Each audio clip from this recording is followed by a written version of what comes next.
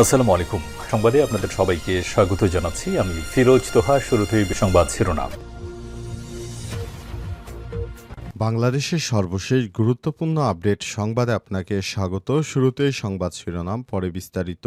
প্রথমে জানাবো, ভোটকেন্দ্র দখল করতে এলে দাঁত ভাঙা জবাব দেওয়া হবে বললেন সিসি। প্রধান নির্বাচন কমিশনার সিসি নাসির উদ্দিন জানিয়েছেন, যারা ভোটকেন্দ্রে আসবে তারা যেন নির্বিঘ্নে ভোট দিতে পারে, এজন্য আইনশৃঙ্খলা পরিস্থিতির উন্নতি করা হয়েছে। যারা ভোটকেন্দ্র দখল করার জন্য বসে আছেন, এবার তাদের স্বপ্নভঙ্গ হবে। আমরা তাদেরকে দাঁত ভাঙা জবাব দিব। তারা ঘুঘু দেখেছে, ঘুঘুর ফাঁদ দেখে নাই।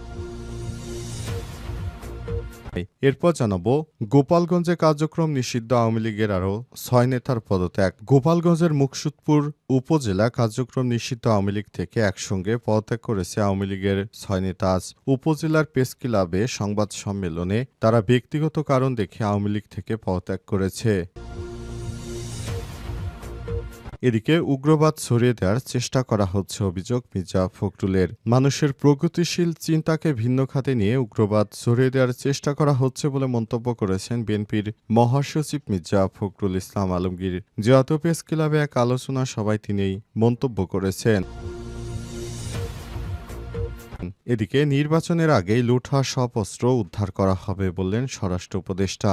জাতীয় নির্বাচনের আগেই লুটপাট হওয়া সমস্ত অস্ত্র উদ্ধার করা হবে বলে জানিয়েছেন স্বরাষ্ট্র উপদেষ্টা লেফটেন্যান্ট জেনারেল অবসরপ্রাপ্ত মোহাম্মদ জাহাঙ্গীর আলম চৌধুরী। বাংলাদেশ কৃষি উন্নয়ন কর্পোরেশন হিমাগার ও কেন্দ্রীয় বীজ পরীক্ষাগার পরিদর্শন শেষে সাংবাদিকদের সঙ্গে আলাপকালে এই কথা বলেন তিনি। এদিকে ১৩ বছর পর ঢাকার পথে পাকিস্তানের পররাষ্ট্রমন্ত্রী। ২ দিনের সফরে ঢাকার উদ্দেশ্যে রওনা হয়েছেন পাকিস্তানের উপপ্রধানমন্ত্রী ও পররাষ্ট্রমন্ত্রী ইসহাক দার। ঢাকার উদ্দেশ্যে দেশ ত্যাগ করেন তিনি। ১৩ বছরের মধ্যে এটি কোনো পাকিস্তানি পররাষ্ট্রমন্ত্রীর প্রথম সরকারি ঢাকা সফর।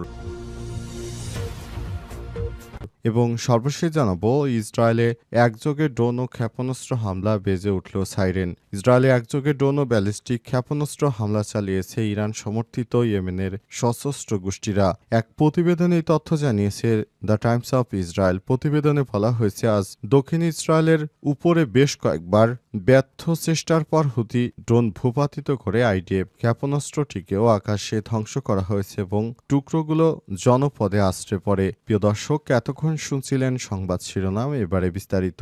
তবে তার আগে বন্ধুরা, অনুরোধ থাকবে এই সংবাদটিতে একটি লাইক দিন।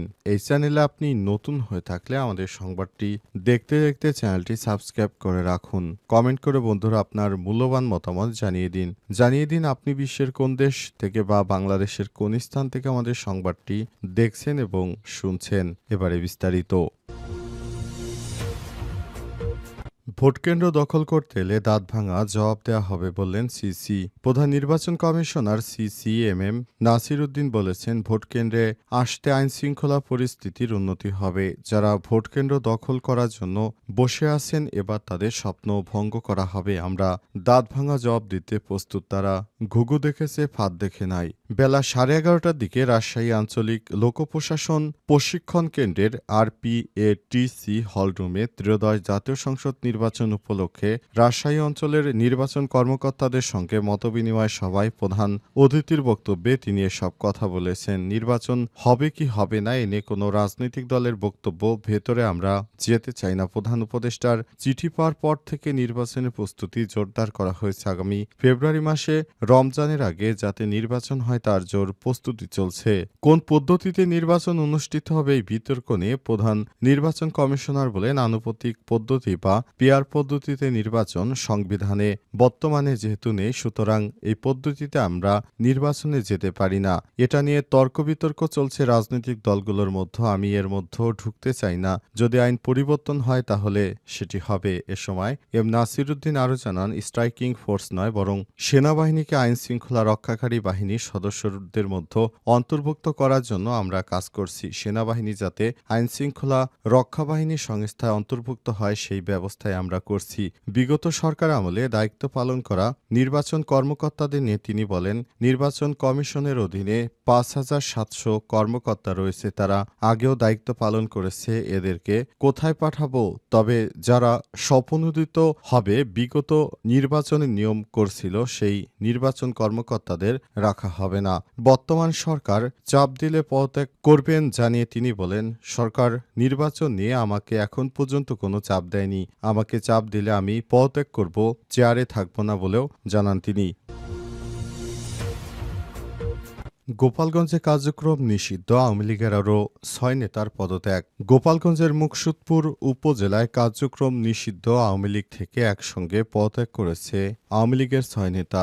রাতে মুকসুদপুর উপজেলা প্রেস ক্লাবে সংবাদ সম্মেলন করে ব্যক্তিগত কারণ দেখিয়ে আওয়ামী লীগের থেকে পদত্যাগ ঘোষণা দেন তারা সবাই মুকসুদপুর পৌর আওয়ামী লীগের নেতা ছিলেন। এর আগে গত বৃহস্পতিবার ২১ আগস্ট পদত্যাগ করেন আরও ৮ নেতা। পদত্যাগকারী নেতারা হলেন পৌর আওয়ামী লীগের ৩ নং ওয়ার্ডের সদস্য ও সাবেক কাউন্সিলর মোহাম্মদ নিয়ামত খান, ২ নং ওয়ার্ডের ভারপ্রাপ্ত সভাপতি জামাল হোসেন মুন্সি, ৩ নং ওয়ার্ডের সভাপতি পরিমল শাহ এবং সাধারণ সম্পাদক শান্ত শাহ, ২ নং ওয়ার্ডের সদস্য মোহাম্মদ শফিকুল ইসলাম এবং আওয়ামী লীগের সমর্থন নেন জয়ন্ত সাহা। লিখিত বক্তব্যে সাবেক পৌর কাউন্সিলর মোহাম্মদ নিয়ামত খান বলেন, ২২ আগস্ট থেকে আওয়ামী লীগের সঙ্গে আমার আর কোনো সম্পর্ক নেই এবং ভবিষ্যতেও থাকবে না। তবে আমরা দেশের স্বাধীনতা, সার্বভৌমত্ব এবং জনগণের স্বার্থ রক্ষায় সবসময় অঙ্গীকারাবদ্ধ থাকব।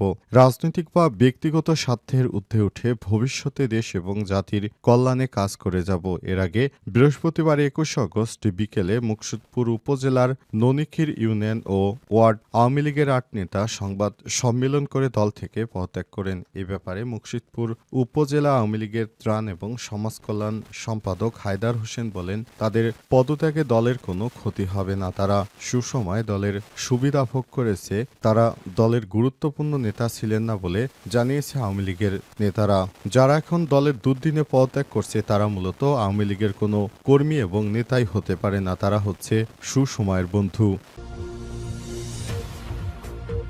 উগ্রবাদ ছড়িয়ে দেওয়ার চেষ্টা করা হচ্ছে বললেন মির্জা ফখরুল।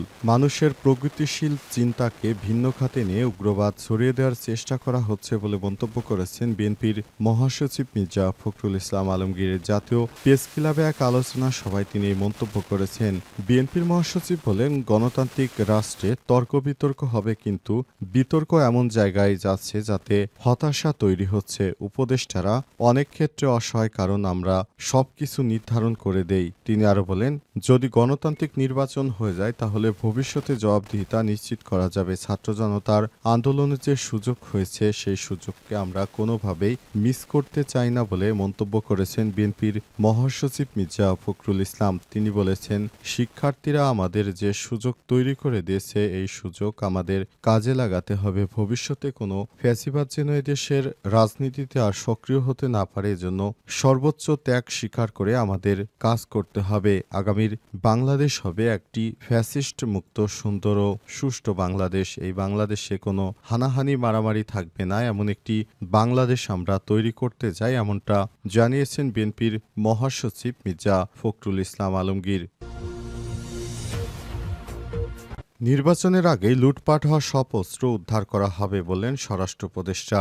আগামী ত্রয়োদশ জাতীয় সংসদ নির্বাচনের আগে বাংলাদেশ থেকে যে সব অস্ত্র লুটপাট করা হয়েছিল গণ অভ্যুত্থানের সময়, সেসব সমস্ত অস্ত্রই উদ্ধার করা হবে বলে মন্তব্য করেছেন স্বরাষ্ট্র উপদেষ্টা লেফটেন্যান্ট জেনারেল জাহাঙ্গীর আলম চৌধুরী। তিনি বলেছেন, আগামীতে একটি সুন্দর বাংলাদেশ গড়তে হলে অবশ্যই যে সব অস্ত্র ছিনতাই হয়েছে সেসব অস্ত্র আমাদেরকে উদ্ধার করতে হবে। তা না হলে আগামীর বাংলাদেশ আমরা সুন্দরভাবে গড়তে পারবো না। অবশ্যই এর জন্য আমাদেরকে ভালোভাবে কাজ করতে হবে। অন্তর্বর্তীকালীন সরকারের প্রধান উপদেষ্টা প্রফেসর ডক্টর মোহাম্মদ ইউনূস যেভাবে আমাদেরকে আগামীর বাংলাদেশ গড়ার জন্য তিনি চেষ্টা চালিয়ে যাচ্ছেন, আমরা সেই পথ অনুসরণ করে বাংলাদেশটাকে একটা ভালো জায়গায় নিয়ে যাওয়ার জন্য সর্বোত্তক প্রচেষ্টা চালিয়ে যাচ্ছে বলে মন্তব্য করেছেন তিনি আরো বলেন, আগামীতে একটি সুন্দর বাংলাদেশ তৈরি করার জন্য আমাদের নেতাকর্মীদের এবং যারা রাজনৈতিক দল রয়েছেন তাদের সবারই কাজ করা উচিত। তা না হলে স্বৈরাচারী ফ্যাসিস্ট সরকার আবারও ফিরে এসে আমাদের এত যে রক্ত ঝরানো অর্জন সেগুলো তারা আবারও কেড়ে নেবে। সুতরাং এসব স্বৈরাচারীদেরকে দাবিয়ে রাখতে হলে অবশ্যই এগুলো আমাদের ভালোভাবে কাজ করতে হবে যেন একটি সুষ্ঠু নির্বাচন দিতে পারি। সীমান্ত নিরাপত্তা প্রসঙ্গে তিনি জানান, দেশের সীমান্ত পুরোপুরি নিরাপদ এবং সীমান্ত এলাকায় মানুষ অত্যন্ত সচেতন। সামাজিক যোগাযোগ মাধ্যমে নির্বাচনী প্রোপাগান্ডা ছড়ানোর বিষয়ে প্রশ্নের জবাবে উপদেষ্টা বলেন, দেশ এখন স্বাধীন, তাই সবাই নিজের মত প্রকাশ করতে পারে, তবে চূড়ান্ত সিদ্ধান্ত নেবে জনগণ।